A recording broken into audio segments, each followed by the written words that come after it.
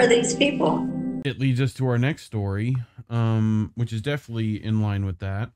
So this story is from John KIRIAKOU, right? Titled American Gulag. Um, and it's from Consortium, which they've been doing great work. But it's about Western journalists who are providing breathless depictions of the harsh conditions facing U.S. basketball star Brittany Griner in Russia. And KIRIAKOU's asking, have none of these been inside a U.S. prison? Mm. Like, completely unaware. But yeah, we've talked about Brittany Griner a few times in this light before a little bit, and especially in regards to narrative management of the Ukraine situation, that sort of thing. Right. But so all of the major media outlets announced recently that former American women's basketball sensation Brittany Griner has been moved to a Russian penal colony after an appellate court rejected the appeal of her conviction and the sentence of 9 years for trying to smuggle a vial of THC oil into Russia. So, the sentence is draconian, but it's not unlike other drug sentences here in the United States, but that's not the point that KIRIAKOU wants to make here. What I do want to point out is the U.S. media's use of the term Russian penal colony. Other outlets have thrown out the word Gulag, hearkening back to the days of Joseph Stalin. NBC News reported that Griner was transferred to a penal colony, the successor to the infamous Russian Gulag. Insider Magazine said that Griner fears facing inhumane treatment at Russia's penal colonies where abuse is common, disease is rampant, and labor is forced. Even the storied UPI, United Press International, said that Griner is going to a penal colony, the descendants of the notorious Soviet-era gulags, where prisoners have been subjected to harsh treatment and poor conditions. Prisoners in the system have been beaten by other inmates, endured torture, and forced to watch Russian propaganda for hours every day. Any of this sound familiar to, what's happening closer to home? Any of that? Yeah. Yeah. Okay. I just want to see where this is going because I haven't read Yes. this yet. So It gets heavy. These breathless admonitions are nothing more than a bad joke. Have none of these journalists and writers ever been inside an American prison? They wouldn't have far to look to see that the U.S. prison system gains nothing by casting aspersions on the Russian system or pretty much any other system, including Haiti. Anyway, so KIRIAKOU wants to point out a particular American, Alec Arapaho, a Native American, was 21 when he arrived at the BOP's medium security Federal Correctional Institute in Florence, Colorado. He tried to hide his homosexuality, but another Native American prisoner, William Mexican, a gang member, had already heard that Arapaho was gay. Mexican attacked Arapaho, extorted money from him, accused him of being gay, and threatened to rape him.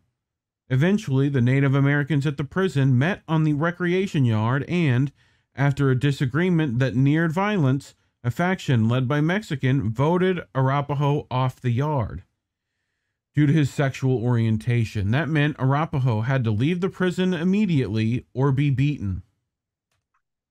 Arapaho asked his stepmother to call the prison and intervene to help him seek protective custody status. She did, and he was placed in the segregating housing unit at USP Florence, a maximum security facility adjacent to the prison. Wait, what? He went from medium, now he's at maximum. Mm-hmm. Right? So staff who investigated the protective custody request found a video recording of the meeting in the yard and interviewed Mexican, who said there would be trouble for Arapaho if he returned. They nonetheless filed a report stating that they could find no evidence to support Arapaho's claim that he was in danger. Mexican was later transferred to the USP. And because a staff member only looked at his paperwork, not Arapahoe's, he was placed in a cell with him. Arapahoe told the guards who escorted Mexican to his cell that he was nervous about having Mexican celling with him, but Mexican assured them there would be no problems, and they left. Over the course of the next 3 days, Mexican repeatedly assaulted Arapahoe, forced him to perform oral sex, and anally raped him. Arapahoe repeatedly stationed himself in front of the cell's video camera, often covered in blood, and hit the cell's distress button, but no one came to investigate. Mexico forced Arapahoe to face the back wall when food was delivered, so staff could not see his injuries. Finally, Mexican left the cell to go to recreation, and as soon as the cell door closed, Arapahoe told the escorting guards he was in danger. He was moved to another cell, and a medical examination yielded evidence of the sexual assaults. An internal BOP investigation found that staff had failed to conduct cell checks every 30 minutes, as required by regulations, and has falsified documentation to show they had performed the rounds on time. The investigation sustained allegations of inattention to duty, failure to follow policy, and falsification of documents against 26 employees. Arapahoe won $750,000 in a lawsuit against the BOP. Good. Yeah, he should have gotten more. More, honestly, yeah. But yeah, this is ridiculous. There's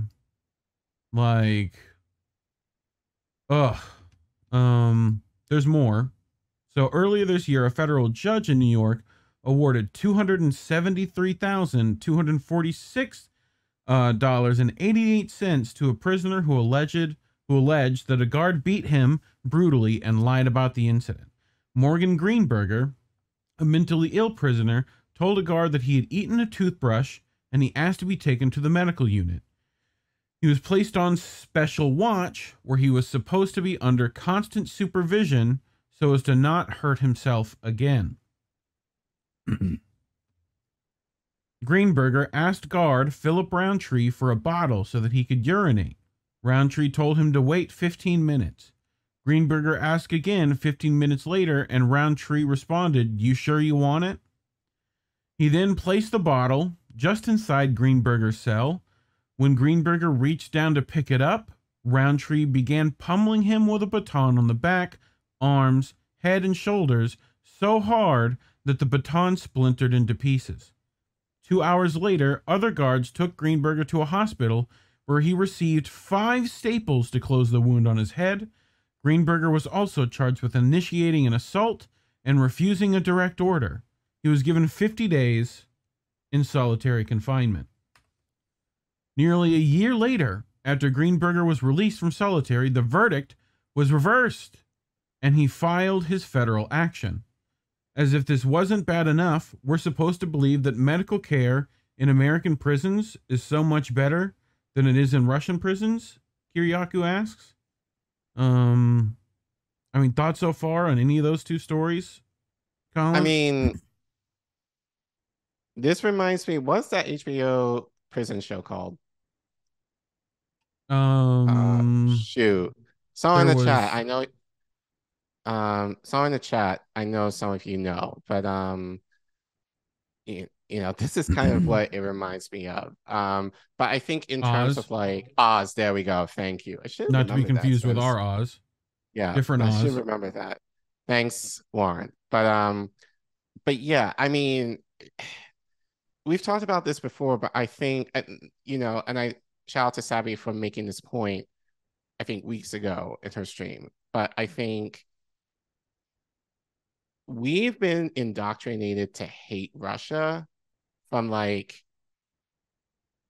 really, I think for me, the time I've been alive. Look at, the movies, especially in the 80s, given the Cold War, there's always this thing of Russia versus the United States, and I feel like a lot of why we're kind of so I think people feel so passionately about Ukraine is because Russia is involved, and I think we've been kind of more or less indoctrinated to hate Russia, you know? And so the idea that what KIRIAKOU is kind of saying here is like, yeah, what's happening to Griner? Yeah, it's shit, like, and I'm kind of mixed about it, like, should she be in jail for that long for having THC? No, but then again, like, as a person who travels, not a lot, but often enough to know, when you're in another country, you go by their rules, and that may include, how you use your weed or whatever substance. So if you're not following the rules, you're going to get consequences for it. So, like, but the idea of like, oh, she's almost like she's a political prisoner, in Russia, I think this is kind of like where it was kind of going, to make it seem like, oh, Russian, gulags are shit, they're bad, she's going to suffer. But if she were here, it wouldn't make it much of a difference. She would be still suffering, looking at the prison population, and there are prisons here.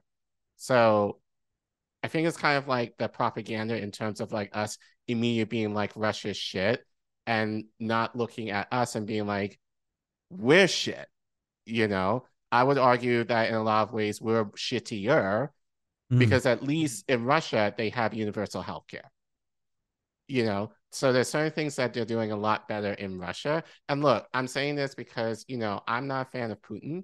I've never have been. He's a capitalist through and through. So he's under the same shit that, that people are in the West.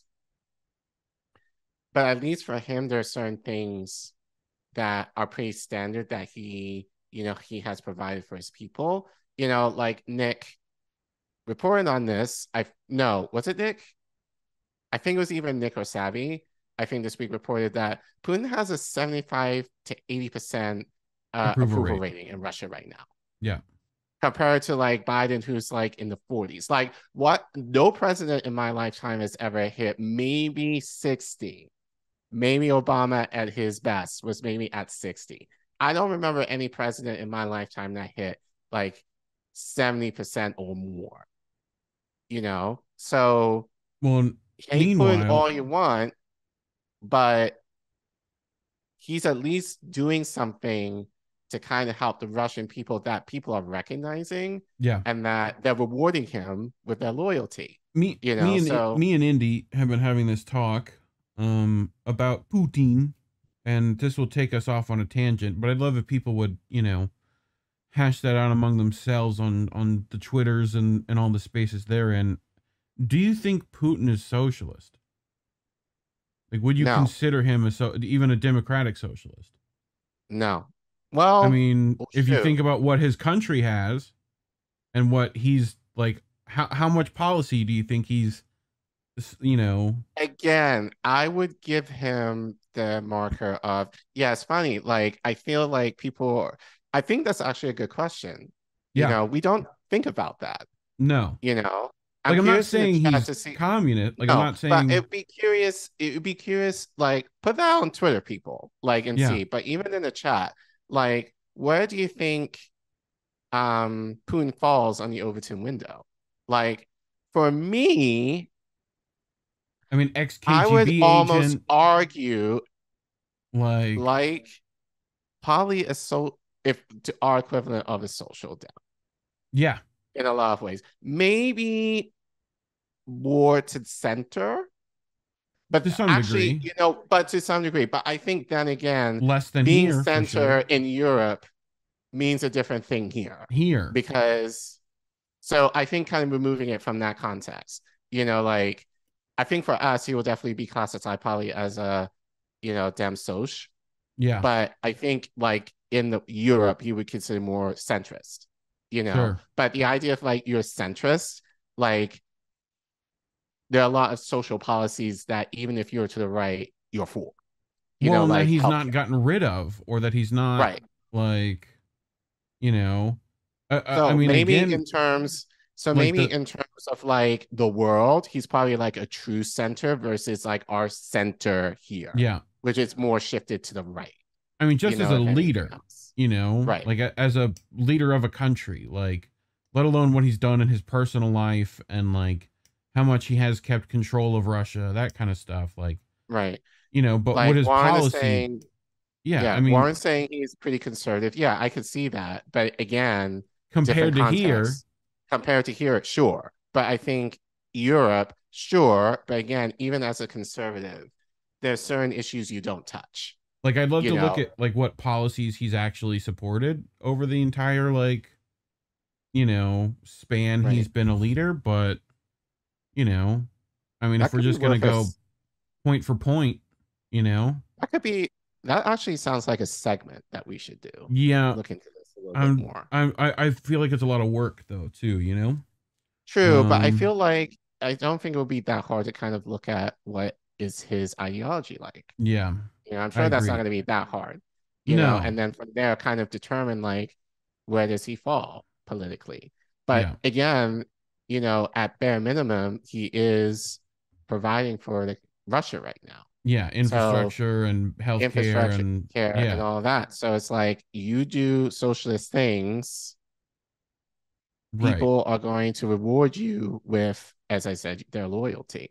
yeah, So, so yeah, I would agree, probably more conservative, but again, relative to Europe, Europe, you know, yeah, I would say in terms of here, he's probably more what we considered like a social dem, probably a little bit more to the right center. Um, but at least, for certain things they have in Russia that he hasn't gotten rid of, as you said. So Kiraku wants to point out another example of what's happening here in our gulags. Um, as just one example, let's look at the case of Marque Davies. The 27-year-old was a prisoner in the Kansas Department of Corrections, where Corazon, the largest prison healthcare solutions provider, has an exclusive contract to provide medical care. Davis went to Corizon, I guess that's what it is, nurse saying that he felt weakness in his arms and legs. The nurse determined that Davies was malingering, that is, making it all up so he didn't have to work. He was fined $2 and told not to do it again. Months later, with the numbness worsening, Davis began to complain that he felt like something was, quote, eating his brain. In fact, something was eating his brain. It was Uh, an untreated fungus that caused his vision to blur, his speech to slur, and his cognition to become so impaired that he began to drink his own urine. Davies finally had a heart attack and was taken to a local Kansas City hospital. A CT scan revealed dramatic swelling of the brain. A day later, he was dead. Davies' lawyer hopes to prove in court that this was not an isolated incident, but a clear and consistent pattern of Corizon delaying, postponing, or not providing necessary medical treatment. An ACLU spokesman said Corizon is simply writing off the damages that they're having to pay as the cost of doing business without doing anything meaningful to improve. And what about forced labor? This is perhaps the biggest joke of all Western coverage of Griner's imprisonment. The Constitution of the United States actually enshrines forced prison labor. The right. 13th Amendment states quite clearly in Section 1. Colin, would you like to read that for the people in the chat? Sure. Neither slavery or involuntary servitude, except as a punishment for crime whereof the party shall have duly convicted, shall Right. exist within the United States or any other place subject to their jurisdiction. Except key word there. So slavery exists in the United States. It's literally in writing. So KIRIAKOU wants to write, I feel sorry for Brittany Griner. I really do. She got a raw deal. She didn't appear to have criminal intent, and Russia's Right. drug laws are draconian, but Right. so are America's. The Right. media are remiss in pointing fingers at the Russians while ignoring exactly the same problems in the U.S. prison system. How's that work, Colin? You point one finger at at somebody. How many are pointing back at you? 3, Yeah, okay. Just making sure you knew how many 3 or fingers I was 4. holding up. Um, Perhaps they should reflect on something that Russian author Fyodor Dostoevsky opined on when he wrote, "The degree of civilization in a society can be judged by entering its prisons." He was right. Yeah. Thoughts, Colin? Yeah, it kind of actually kind of took a turn. I didn't expect it to go in that direction. But again, my thought still stands. It's just the idea that we've been propagandized with Russia bad, Russia bad, Russia bad, Russia bad, Russia bad since really like not even since 2016. I can argue since the 80s, especially given the Cold War, like 70s, 80s, and it's just a deflection, and like pointing at Russia and saying, Russia is shit. But then not looking at America and being like, we're shit too. And if anything, maybe worse. So again, as I said, and KIRIAKOU said in the article, yeah, like I feel bad for Brittany, yeah. But again, like lesson for you all. Check the country status on drugs to see if you are able to take them, because if you're caught, especially in their country, you're not necessarily going to get the same, license as you might. Yeah.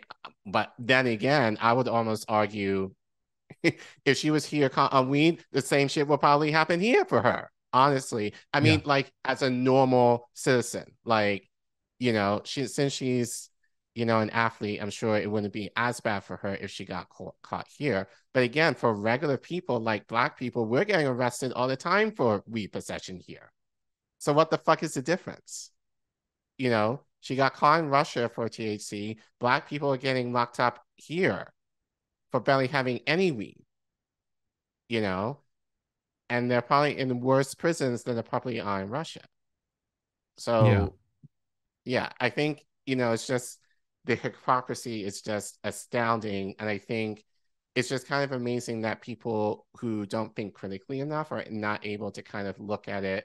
Oh, they will say, oh, it's whataboutism. No, it's not whataboutism. It's the idea of like, we're calling out Russia for their shit, fine, but you got to do that without not calling on our shit because we're not any better. Like in many cases, we're probably worse. Yeah. Far worse in some respects.